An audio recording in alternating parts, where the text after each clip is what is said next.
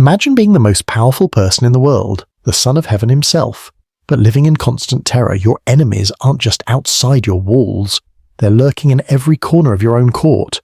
You'd do anything to survive, right? Well, one Chinese emperor took anything to a whole new level. He built not one, not two, but over 300 interconnected palaces, all just to keep his would-be killers guessing. This is the incredible, paranoid and deadly story of the first emperor of the Sui dynasty, Emperor Yang of Sui, and his elaborate plan to outsmart death. Hello history lovers, and welcome back. Today, we're diving into one of the most bizarre and intriguing chapters of ancient Chinese history.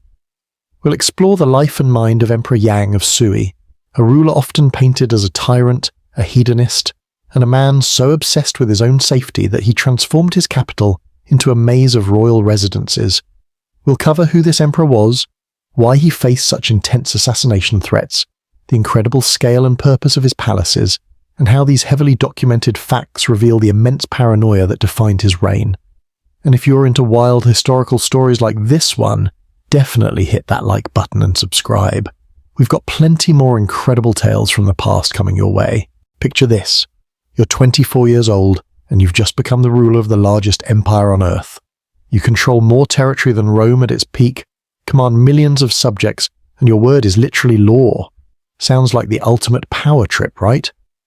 Well, for Emperor Yang of Sui, this dream job quickly turned into a living nightmare where everyone wanted him dead. Let's dive into how the Son of Heaven became the most hunted man in China. Yang Guang wasn't supposed to be emperor.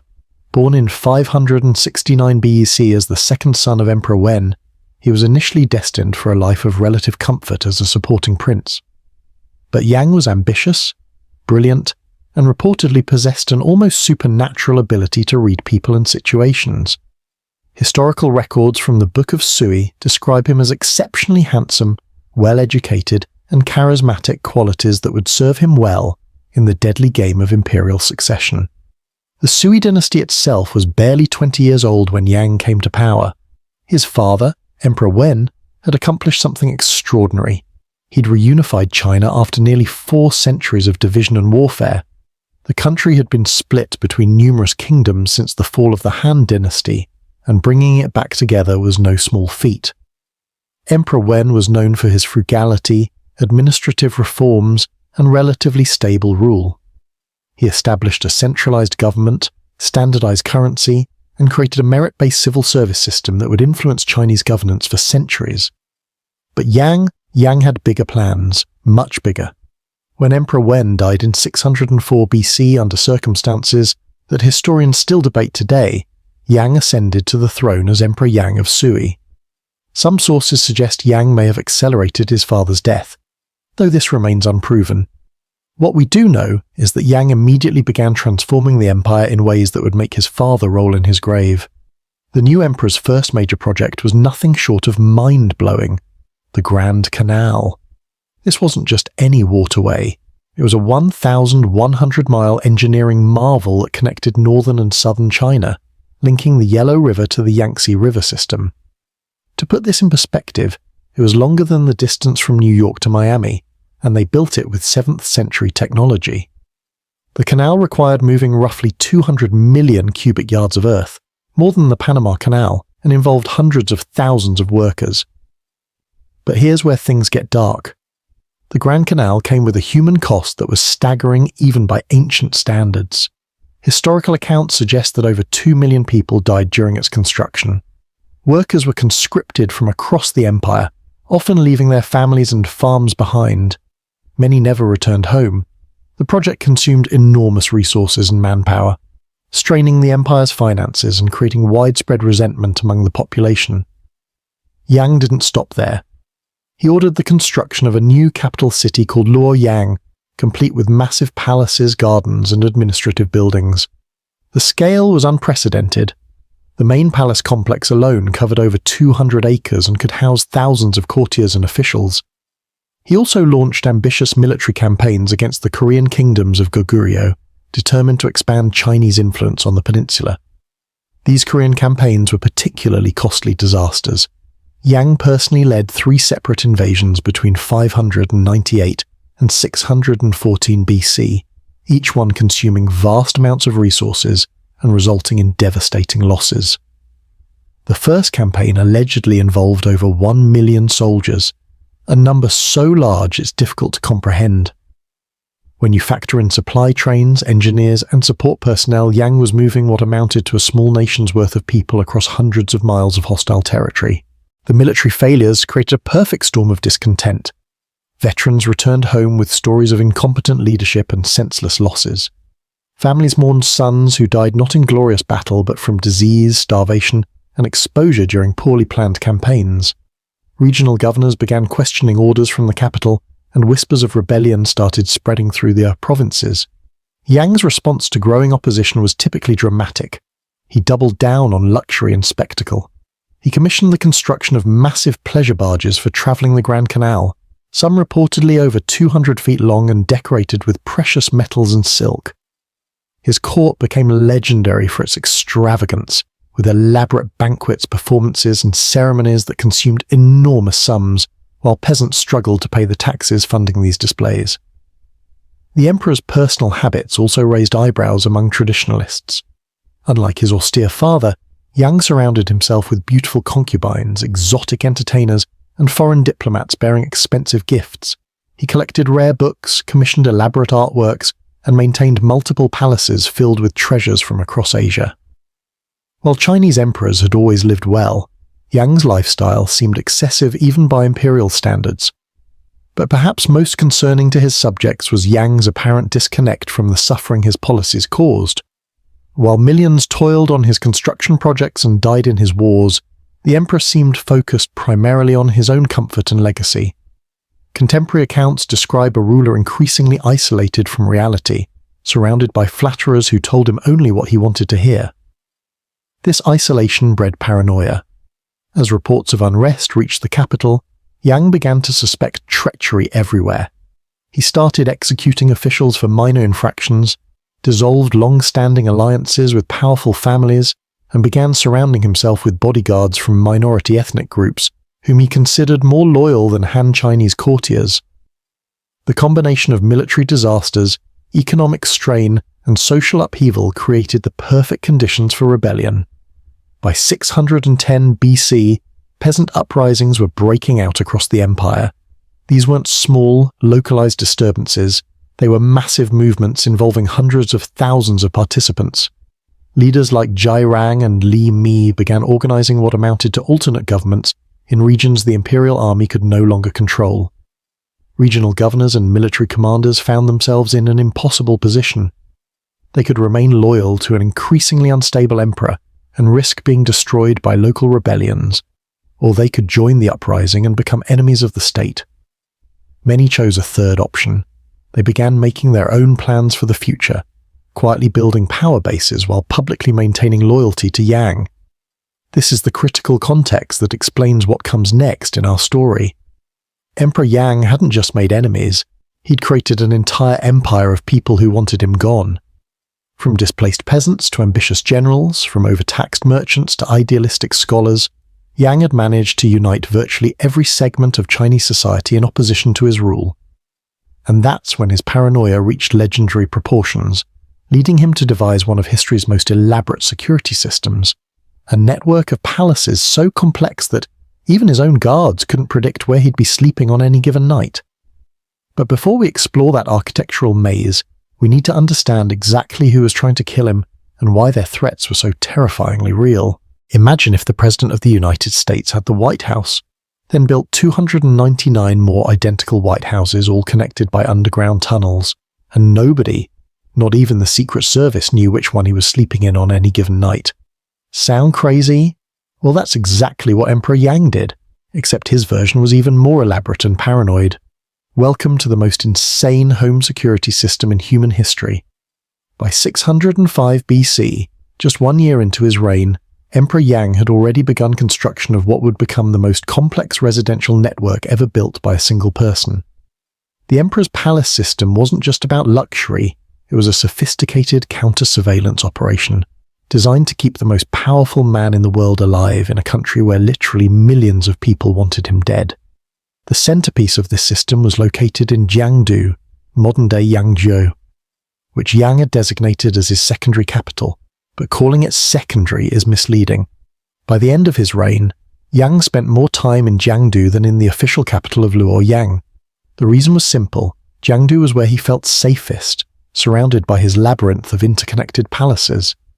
Historical records from the Book of Sui and Tang Chronicles describe a network of over 300 separate residential structures, though the exact number varies depending on how you count buildings versus distinct living quarters. What's certain is that these weren't just fancy bedrooms scattered around the city. Each palace was a fully functional imperial residence, complete with throne rooms, private quarters, kitchens, servant areas, and administrative offices. The engineering behind this system was remarkable. The palaces were connected by an intricate network of covered walkways, underground tunnels, and concealed bridges that allowed the emperor to move between buildings without ever being visible from the outside. Some tunnels reportedly ran for over a mile underground, featuring ventilation systems, rest areas, and emergency exits that opened into seemingly ordinary buildings throughout the city. But the real genius of Yang's system wasn't just the physical infrastructure, it was the operational security protocols he developed. Every evening, the emperor's location for the following night was determined by a process so secretive that even his most trusted advisors didn't know the selection method. Some accounts suggest he used a complex system of numbered tokens drawn at random, while others describe elaborate procedures involving multiple sealed containers and rotating selection committees. Once a palace was chosen, the preparation process began.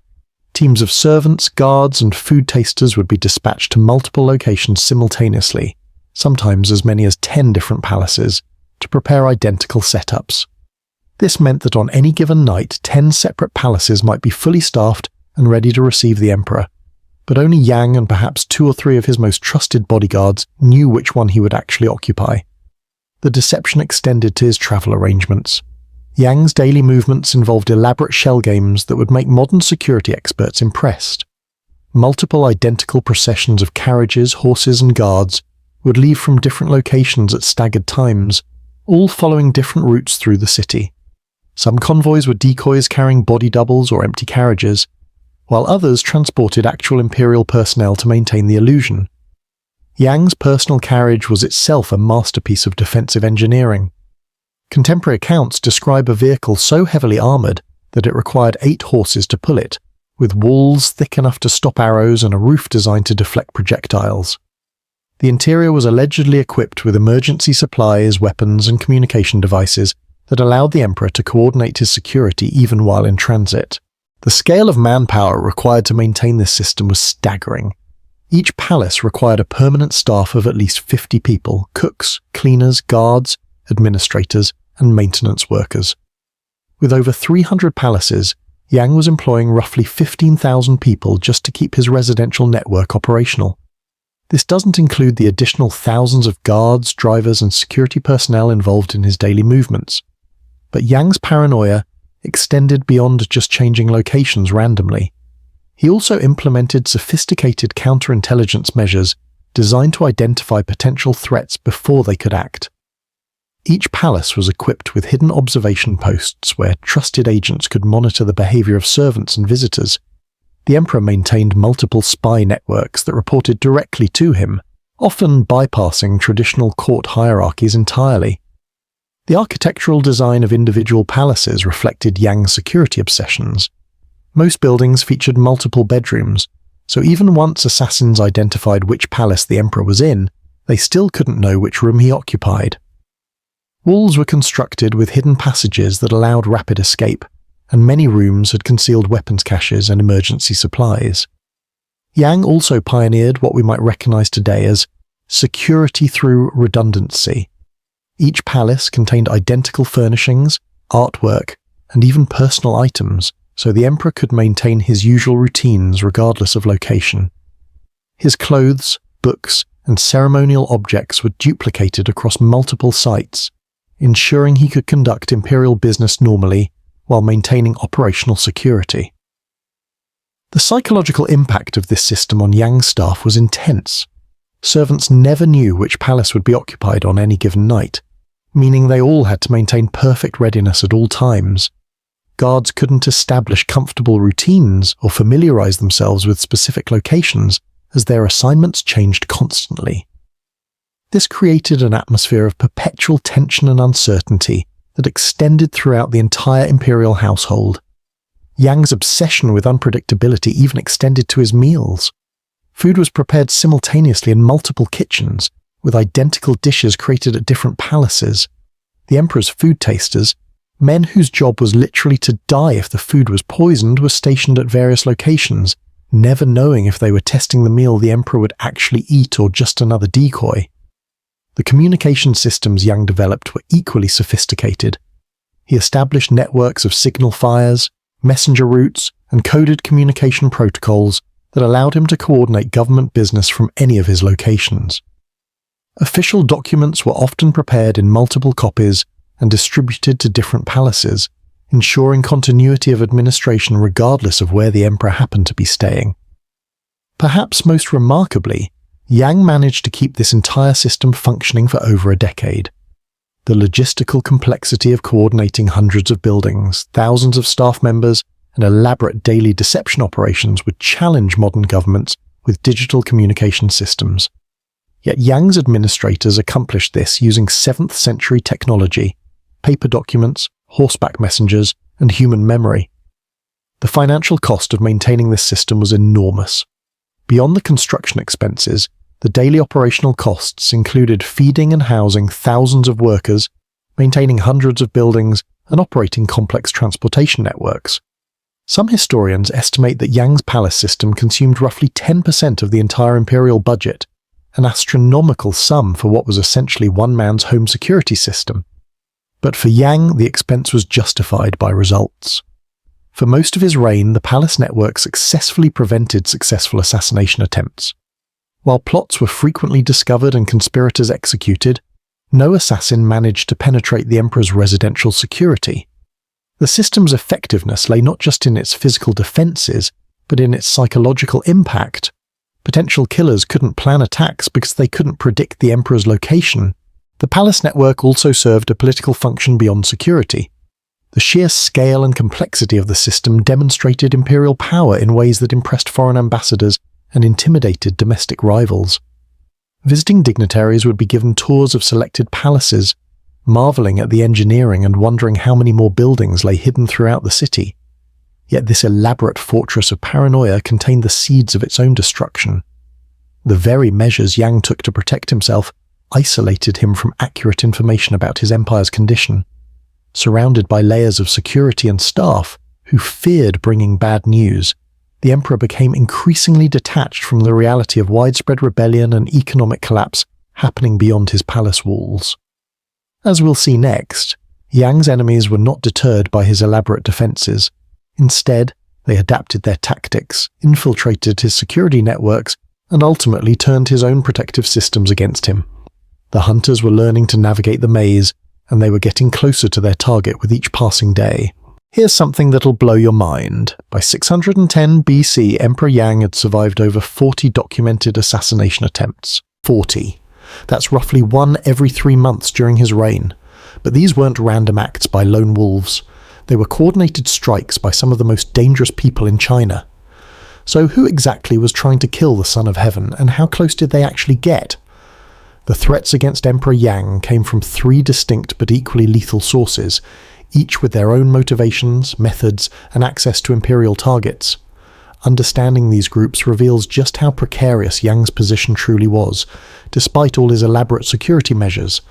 First were the court conspirators, high-ranking officials, military commanders, and even members of the imperial family who had both motive and opportunity to eliminate the emperor.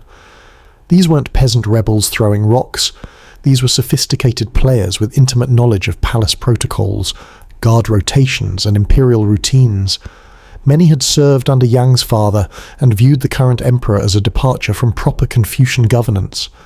The most dangerous court conspiracy emerged in 613 BC, led by Yang Swangan, a powerful general and son of one of Emperor Wen's most trusted advisors. Yang Swangan commanded significant military forces and had access to imperial communications, making his rebellion particularly threatening. He publicly declared Yang unfit to rule, citing the emperor's excessive spending, military failures, and allegedly immoral behavior. The rebellion attracted thousands of supporters, including other high-ranking officials who saw an opportunity to replace Yang with more competent leadership.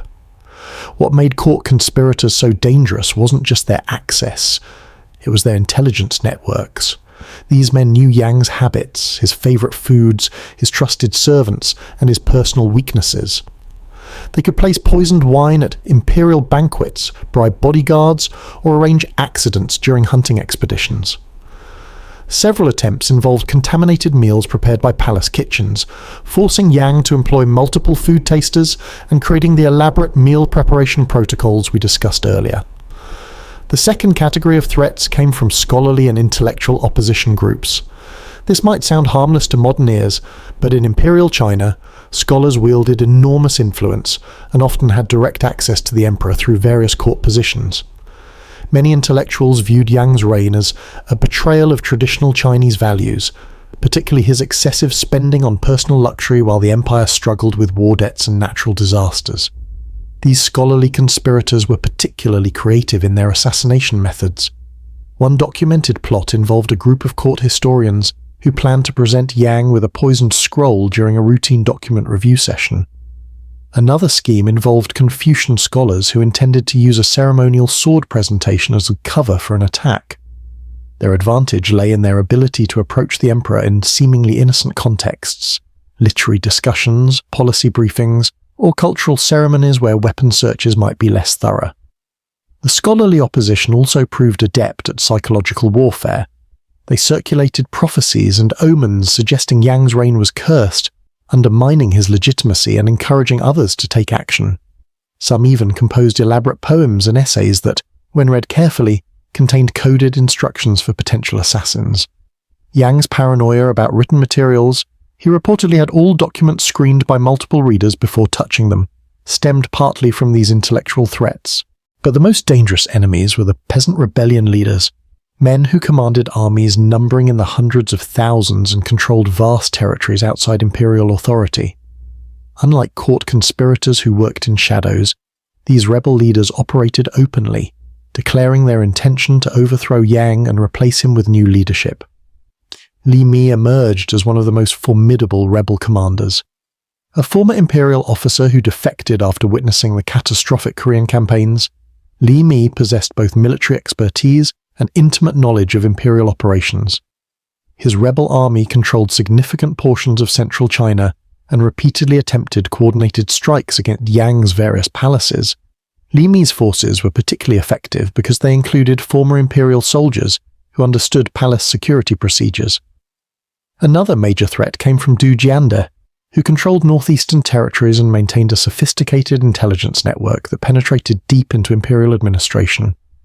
Du's agents successfully infiltrated several of Yang's palace staffs, providing detailed information about the emperor's movements and security arrangements.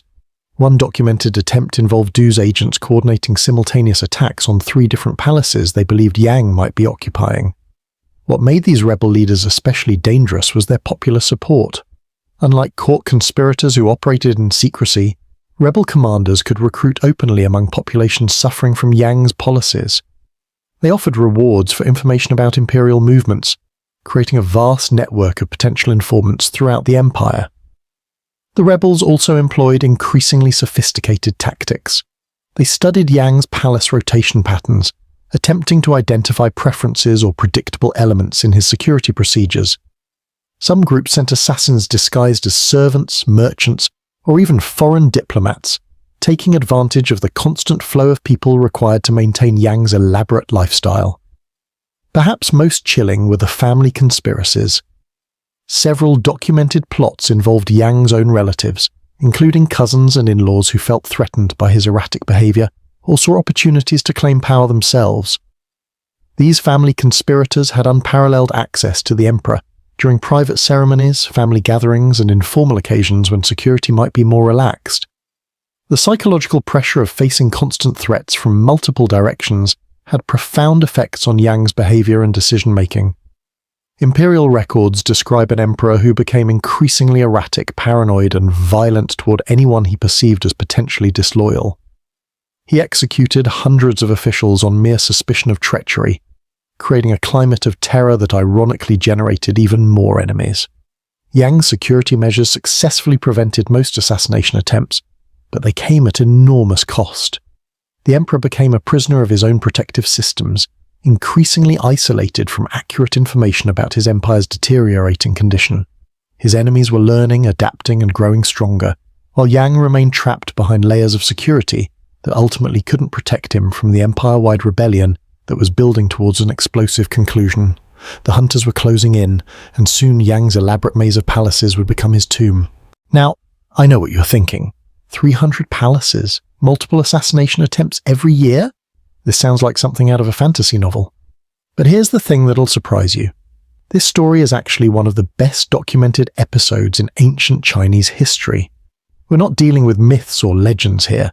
We're talking about meticulously recorded facts that make this tale even more incredible than fiction. The primary source for Emperor Yang's story comes from the Book of Sui, compiled between 636 and 656 BC by Wei Zheng and other Tang dynasty historians. This isn't some random collection of folk tales.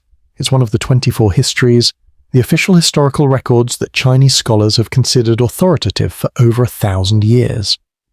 The Book of Sui was compiled just 20 to 30 years after Yang's death, meaning the authors could interview people who actually lived through these events. What makes this source particularly reliable is that it was written by the Tang dynasty, which came to power after overthrowing the Sui. You might think this would make them biased against Yang, but Chinese historical tradition actually demanded accuracy even when recording the deeds of defeated enemies. The Tang historians had no reason to exaggerate Yang's palace network. If anything, they might have downplayed it to avoid making their predecessors seem too impressive. The Book of Sui provides specific details that demonstrate the authors had access to imperial records and eyewitness accounts. They describe the exact locations of palace complexes, the names of specific buildings, and even the costs of construction projects. For example, they record that Yang's palace in Jiangdu alone required over 100,000 workers and consumed resources equivalent to feeding 1 million people for an entire year. These aren't round numbers pulled from imagination.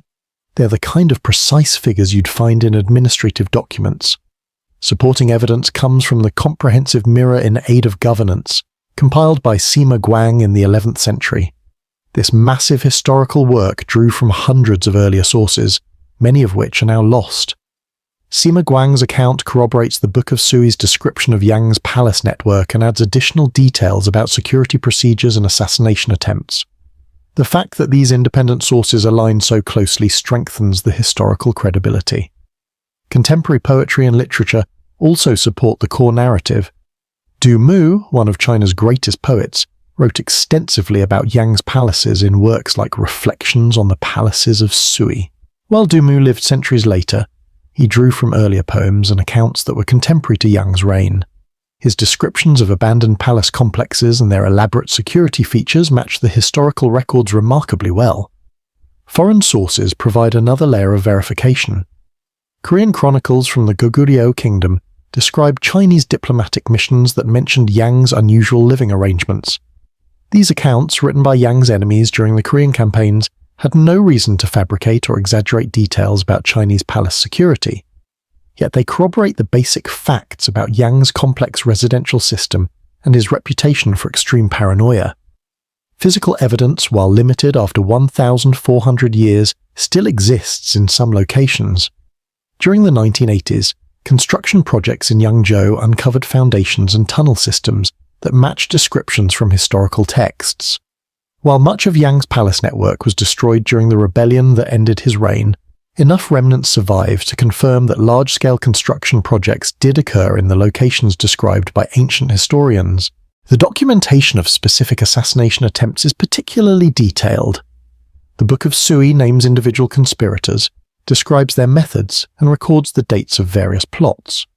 For instance, they provide specific information about Yang Shuanggen's 613 BC rebellion, including the names of his co-conspirators, the locations of battles, and even quotes from captured rebels.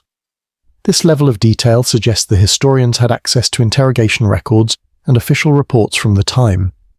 Court records from the early Tang dynasty also reference Yang's security measures.